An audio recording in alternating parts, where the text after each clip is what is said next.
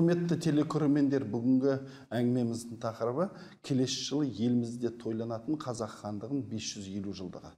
Осы мәселені талқылау үшін бүгінгі студияға белгілі саясаттанушы, белгілі тарихшы, мәжіліс депутаты Камал Бұрханов ағамыз шақырып отырмыз.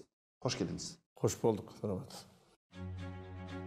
Камал Низамұлы Бұрханов 1954 жылы Өзбекстан Республикасының Шуралы Сай ауылында туған. Ташкент мемлекеттік университетінің тарих факультетін бітірген. Саясаттану ғылымдарының докторы, профессор. Қазақ мемлекеттік университетінде тарих факультетінің деканы. Шоқан Уәлиханов атындағы тарих және этнология институтының директоры қызметтерін атқарды.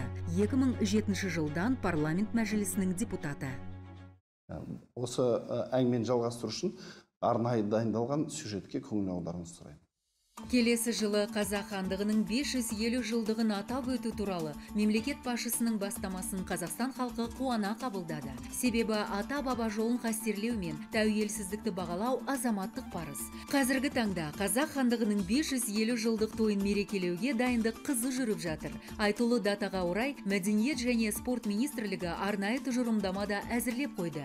Нәтижесінде келер жылдың басынан бастап еліміздің тарихы туралы сериал мен фильм түсіріліп, ғылыми жобалар, ірі экспедициялар ұйымдастырылады. Ал негізгі шара 2015 жылдың қыркүйек айына белгіленген. Шу мен Талас өзендерінің бойында театрландырылған қойылым қойылады. Өйткені тарихи деректер бойынша Керей мен Жәнібек хандар қазақтың туын алғаш рет осы жерде көтерген.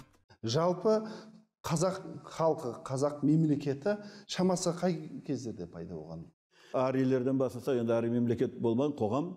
Арийлерде осы қазақтың жерінде тұрған, Қазақстанда тұрған. Осы жерден олар енді әртүрлі не туралы Геббельс дәлелдеген немістерге бұл Европаға көшіп барды осы жерден. Персиядағы мемлекет бар, олар жоқ, Қазақстаннан осы оңтүстікке көшіп барды, Персияға көшіп барды. Сөйтіп өздерінің мемлекетін Персия емес, Иран деп, парсша бұл арийлердің мемлекеті деген. Мемлекеттіліктің тарихы, қазақтың мемлекеттіліктің тарихы ол тереңде жатыр. Енді қазақ хандығын Жәнібек пен Керейден бастаймыз. Бірақ оған дейін енді Сығанақ бар. Мен енді Қызылорда облысынанмын. Сығанақтың қасында дүниеге келдік. Соны ойнадық сол қалашықтың орнында. Мысалы, ол бұрынырақ болған Ақорда, мысалы, астанасы болды. Оны қалай байланыстырамыз? Тарихшылар ғалымдардың айтуынша, мынау Ақорда қазақтың қалыптасқан ұлттың бірінші мемлекеті. Президенттің резиденциясы Ақорда деп аталады. Ал енді қасында қарасаңыз, үлкен проспект Сығанақ деп тұрады мәселен. Ол біздің тарихымыздағы ерекше бір орын алатын атақтар, ерекше орын алатын.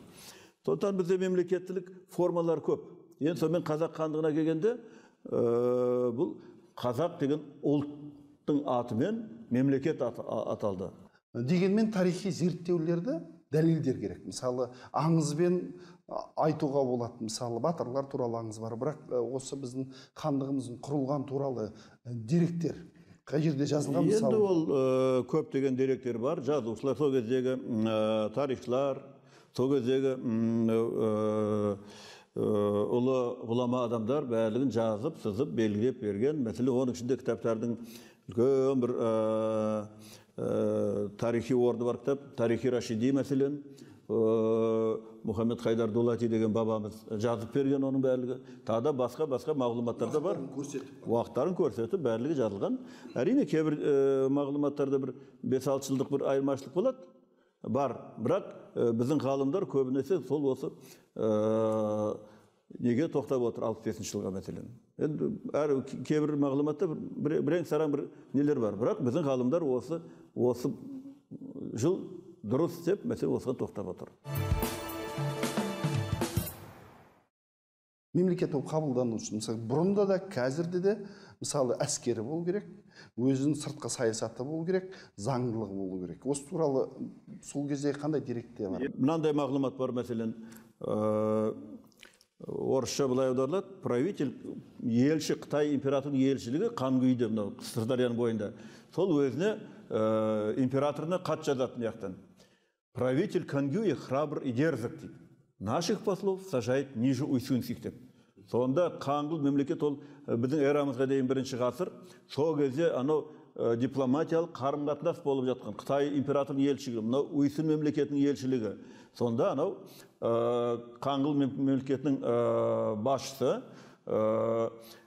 Уйсынның елшісін жоғары отырғызып, Қытай императорының елшісін төмендеу отырғызып. Енді Уйсын енді бауыр ағайын болғаннан кейін шығар, білмеймін енді. Бірақ ол жазылып тұр ғой барлығы. Демек, сыртқы саясат болған.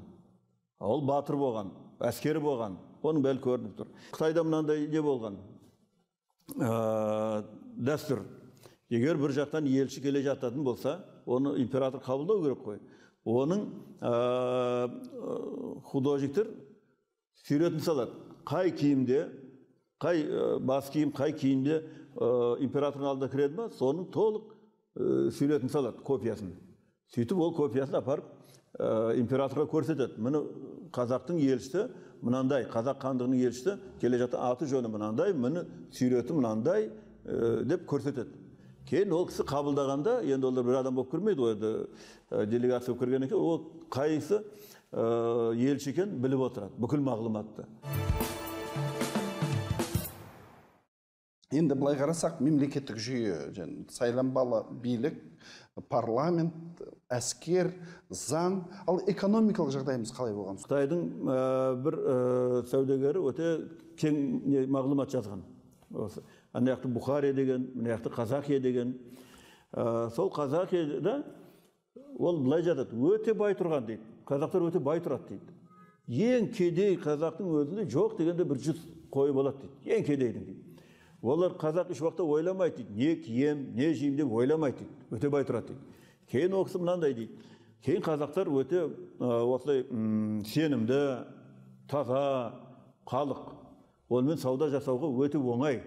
Өтірік айтпайды, айтқан сөзінде тұрады. Жомарт адамдар деп.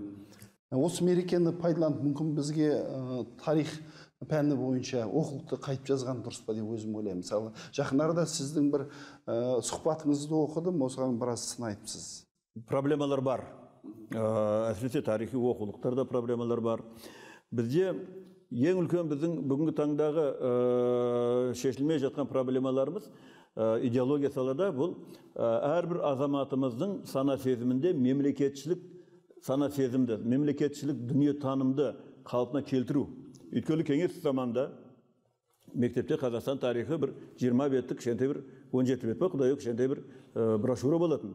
Оның 70% мынау революциядан кейін мынандай болдық деген әңгімемен жазылған.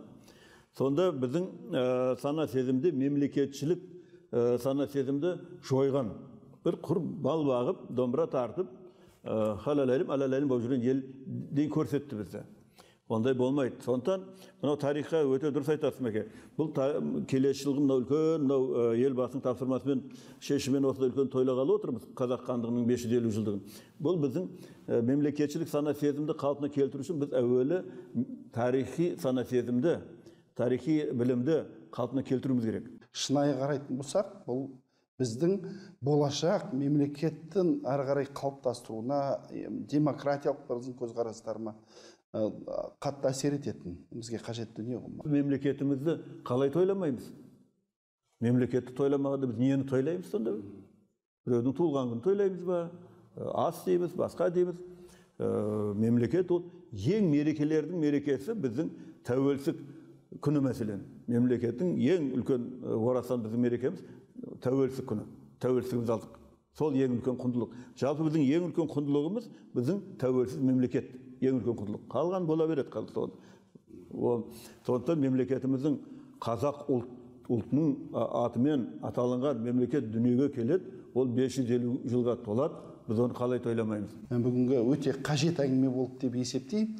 Сіздің бізге осындай қызықты ақпарат бергеніңіз үшін шын алғысымызды айтамын. Қызметтеріңізге сәттілік тілеймін. Рахмет.